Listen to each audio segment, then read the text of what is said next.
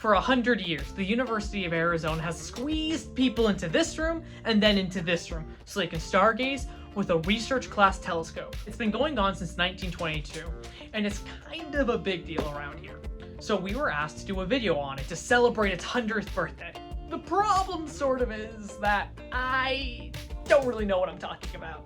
So I sat down with someone who does, Dr. Thomas Fleming. He's been hosting it since 1999 and knows way more about it off the top of his head than I could ever figure out. So, take it away, Tom.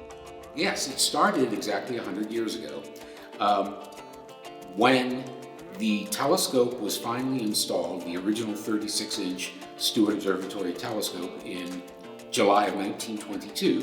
Professor Douglas wanted the public to view it and look through it even before he dedicated the telescope. So he invited members of the campus community and the public of the city of Tucson to come look through the telescope.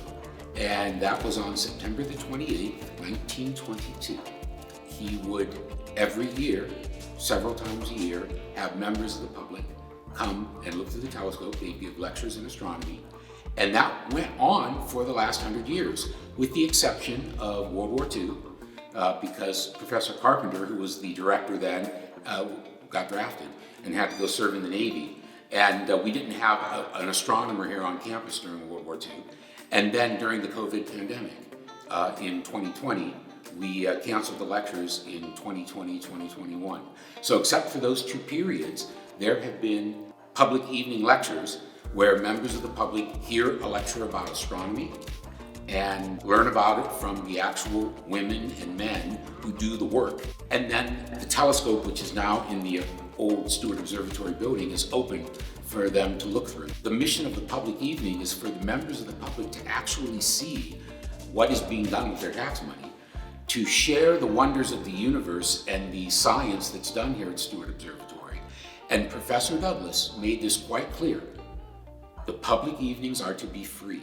When I took over in 1999 as the host of this series, Professor Raymond E. White, Jr., who had run the series from 1964 to 1997, he made it clear with me, you never charge admission.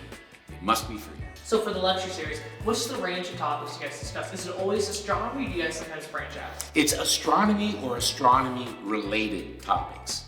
I try to have a very varied and diverse topics. I once had a professor from England, an English professor, who was visiting us, give a talk on astronomy and Shakespeare, and how Shakespeare, handled the subject of astronomy in his plays, in his poetry. We've also had talks on, we once had a Mayan Elder who was visiting here. He spoke Mayan and Spanish, so he came with an interpreter. This was a few years before 2012. The Mayan calendar was going to end, and he was an expert on the Mayan calendar.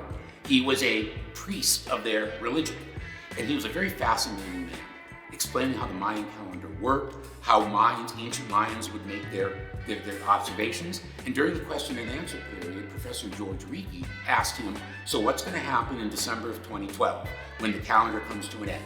He says, it will come to an end. He says, yes, the calendar ends. He said, what will happen? And he said, we'll start a new calendar.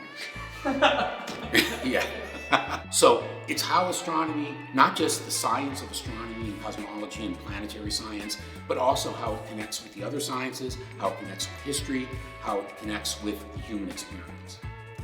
So you've been doing it for nearly 25 years, a quarter of the time it's been here. What motivates you to keep doing it? It's fun. It's the look on people's face when they see the rings of Saturn for the first time with their own eyes. It's that unmistakable look that, oh my God, it's real. Are you sure you don't have a picture up there pasted up? No, that's real.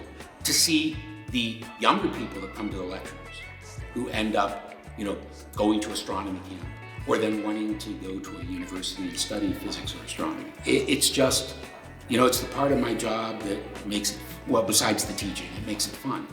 And I just love history. I think that too many of us get so involved in our own lives and what's going on that we forget who came before us.